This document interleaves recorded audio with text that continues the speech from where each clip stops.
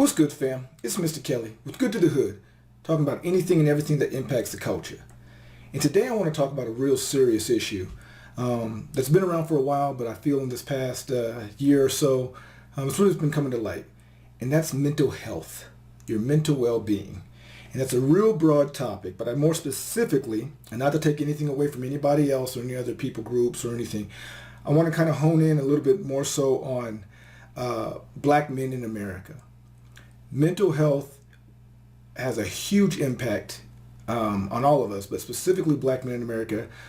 We have to deal with it in a little bit different ways just because of how society has treated us, how we treat each other, our outlook on mental health is really not a good one. It's not a healthy one. Occasionally you're going to see me kind of look at a couple things on my desk here because I did take some notes. I wanted to be definitely educated on the topic and have a couple of points that I really wanted to address. So one of the most common when it comes to black men when we have mental issues is we don't want to talk about it. As a whole, there's a big stigma on men talking about mental health to begin with, but I feel that it's a little bit exaggerated in the black community. For those of you that may not know, in the black community, there's this big deal about don't put your business out in the street, irregardless of what that is, whether it's personal issues with your wife, family business when you were a kid, and that goes as far as your feelings. If you're sad, if you're mad, what's causing it? If you feel betrayed, belittled, neglected, abandoned, low self-esteem, any of that, we just can't talk about. We're not supposed to talk about. It's taboo, and in a lot of communities, it's a situation that if you do talk about it or you bring it up, now you're considered weak, or now you're considered less than. Now it's this whole situation of you're not man enough to deal with that. You can't just grin and bear it. You can't just power through, and that has negative effects, not only as you as an individual, but it has negative effects on all the relationships that you're going to have. Your children are going to, you're going to raise them a certain way and carry that onto them. So it's a real big issue and it's a serious issue. If you need to get therapy, you got to get it. But everyone should have somebody to talk to. I'm a big advocate of reading books. So, read a book on the topic. But it really impacts us. In fact, I got a couple of stats here for you, basic information. So, like I said, Americans struggle with mental health, period.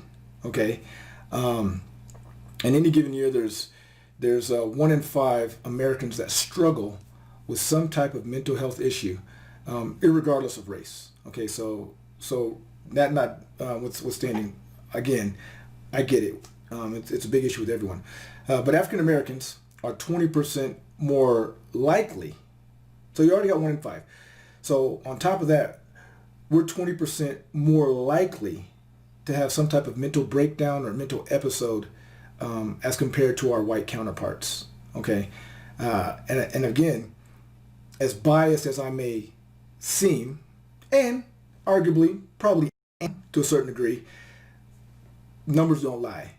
Okay, we know the history of our country and America. Again, I'm biased. I believe it's probably the greatest nation on the planet, but that's not to say that we can't be critical, and that's not to say that we can't acknowledge some of the nonsense and BS that has occurred.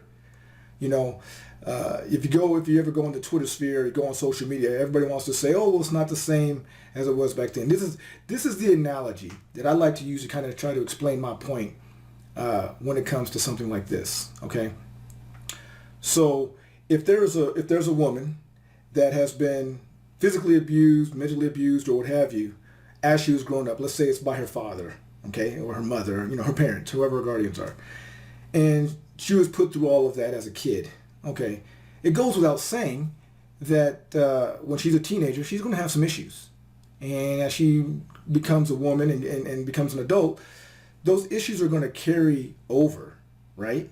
Now, even if she's able to make an amends with her parent or parents that put her through all kinds of trauma, right? It is still not good enough to say, well, they took accountability for it, even though you're 30, and they apologized for it, and you know it wasn't your fault or what have you. Now just get over all the pain. Just get over all of the trauma. Get over all of the verbal or physical abuse. No, you would never say that to a woman that went through that process. You would understand that it still has developed her worldview, her outlook, and it's going to take a lot of time to get through that, to become a healthy individual. But in the meantime, she's going to have bouts with depression, low self-worth, low self-esteem. She might be moody. She might be predisposed to be angry. She may not be ambitious.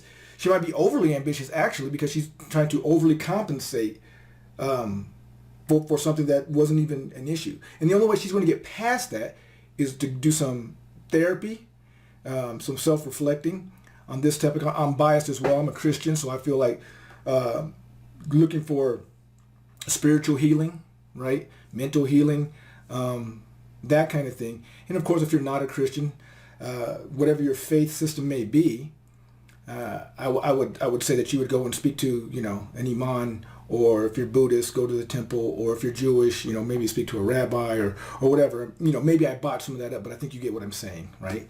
To look for greater guidance and for some healing and some understanding, and that takes time. Okay, so let's go ahead and go back to what we're talking about. In the black community, obviously, it's been some traumatic experiences for the average black person in America. And we're not talking about slavery, so go ahead and get past that, okay? But I am talking about, let's say, civil rights movement, okay? Ended in 1969, so 50 years ago. 50 years ago. So pretty much any black person, any black male or woman in America that is over the age of 50 probably vividly remembers going through, depending on what part of the country you lived in, Jim Crow laws, whites only water fountains, having to look down when you're walking on the sidewalk, depending on who's walking towards you, whites only bathrooms or restaurants or establishments, all of that, okay?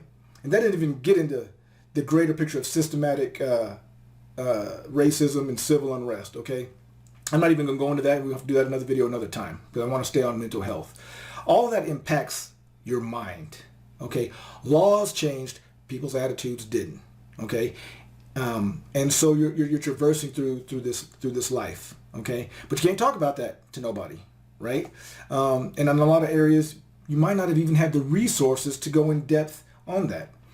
And truthfully, if that's all you know, if your father's father was that way and your peers are that way and you're that way, you don't even know that you have some mental health issues or are suffering with depression, low self-esteem, things of this nature, okay? You don't even know that that's there. And that doesn't go into the fact either, like any other human being. On top of that, however, would be, what if you're bipolar? What if you have ADD? What if you have ADHD, right? What if you have any of those types of things? PTSD, okay? What if you have any of those types of things? That just compounds the problem, okay? Depression is one of the most common mental health problems in the United States, affecting more than 17 million people each year. 17 million each year, okay? African Americans, depressive occurrences are more disabling and more persistent and resistant to treatment than those expressed by whites, for some of the reasons that we've already mentioned, okay? This is a very interesting and very depressing, if I may use that term, fact. Now, this is not an opinion. This is a fact, okay? Suicide is the third leading cause of death among African Americans ages 15 to 24. Suicide, okay? African American men are 4 times more likely to die by suicide than African American women, okay? So if we start putting in some of the other stats that we know to be true about police brutality, right? And about violence, okay? And about not being able to get a fair shake at employment or housing and other opportunities like that. You couple that with everything else, that this is part of the human journey, and it's no wonder why a lot of black men, including myself, at times feel just like at a loss, that the task and the issue is just so daunting. How will we ever climb up out of it? And I know some people out there are going to say, well, you just do this, you pull it by the bootstraps and you do this and all this kind of thing, right? And Martin Luther King had a quote on that it's insulting to tell a man to pull himself up by his bootstraps when he don't even have boots, right? So this isn't a victim's mentality. This is just stating the facts. And I want to bring it up and talk about it today because I'm not here just to give facts on the whole deal and educate on what some of us go through in America, okay? I want to encourage you to move forward and do the best you can and get yourself some information or some help. Look to a local church in your area. Talk to some of your peers if you can. First of all, we need to get past this whole thing that we're, as men, and specifically black men, that we're not allowed to talk about deep, heartfelt issues with other men or other people. Okay? Crazy thing is you could have a room filled with 10, 15, 20 men, and the vast majority of them are going to be going through the exact same thing, but nobody's going to talk about it. Okay? So we need to stop that immediately. We need to stop that. Like I was saying, go to for instance like a church, okay, and seek what type of groups do they have? Do they have men's groups? Do they have one-on-one? The reason why I'm big on churches as well is because the vast majority of churches, you don't have to pay for these classes. You know, like a donation or offering and that kind of thing is obviously helpful because they're nonprofits and that kind of thing. But if you're sincere, and even better if you're a member, they'll assist you, or at least have someone there that can point you in the right direction.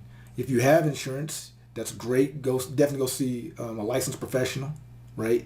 But even outside of that, there's books, okay? Again, I realize that I'm biased, but there's books by T.D. Jakes, Michael Eric Dyson, Joyce Meyer, Tim Keller, John Piper. There's books by these individuals, and yes, majority of those individuals, if not all those individuals, are Christian-based books, all right, or Christian individuals. Michael Eric Dyson, he's a professor, but he self-admittedly is also a Baptist minister, okay? But again, whatever helps you out, in whatever genre or faith beliefs that you have, go into the library, go into a Barnes and Noble, and go that route, okay? Be careful what you say about yourself, right? Don't say deprecating negative things about yourself. Even if you're joking, even if it's in jest, okay? Because your subconscious is listening. When your friends or some peers are saying, oh man, we're a bunch of losers, or oh, you're a loser, or you're weak or whatever, even if it's in jest because you're playing a game or you lost at a sporting event or whatever, don't receive that. I may have lost the game, but I assure you I'm not a loser, right? If you have to say that out loud, cool. If you have to say that internally, that's fine too. But you have to make sure that you're in control of what you're putting into yourself. Me personally, I listen to a lot of hip hop, some secular, some Christian, right? But myself, on certain days of the week, I don't listen to any secular music or nothing that's negative or too rowdy or vulgar or what have you, just because I want to be mindful of what I'm pouring into my subconscious, into myself, right? Never allow someone else to determine your worth. Girls that you dated, ex-wife, what have you. Look, if they don't like you, and even if you're guilty, okay, we all make mistakes, but don't allow that 1 or 2 mistakes, 3 or 4 mistakes, 5 or 6 mistakes define who you are as a person, who you are as a man. Okay? Everybody has fallen short. Okay? Sometimes good people do bad things. Conversely, I would say sometimes bad people do good things, right? But the whole deal is you have to be your biggest fan. You have to be rooting in the corner at all times for you and for your success. Whether you get validation, acceptance, or a thumbs up from anybody, even a family member, doesn't matter. You have to love you first, right? From a biblical standpoint, it says, love others as you love yourself. Well, if you don't love yourself, it's going to be pretty hard to love anybody else, right? So take care of your mental health, okay? Really address the issues. Come to terms with it. Don't numb yourself would be another piece of advice I would say. Don't numb yourself to the problems or issues or stresses that you have or are going through, okay? Don't be blowed out on trees all the time, smoking weed. Don't be out here drinking alcohol, all right, all the time to mask whatever pain you're going through, to cope. If you need a substance or narcotic to cope with just everyday life, you got to take an honest look in the mirror and say, why am I this way? Why am I depressed? Or why do I feel I need this crutch? Just be honest with yourself, right? You're on YouTube now. Research maybe some things on YouTube, okay?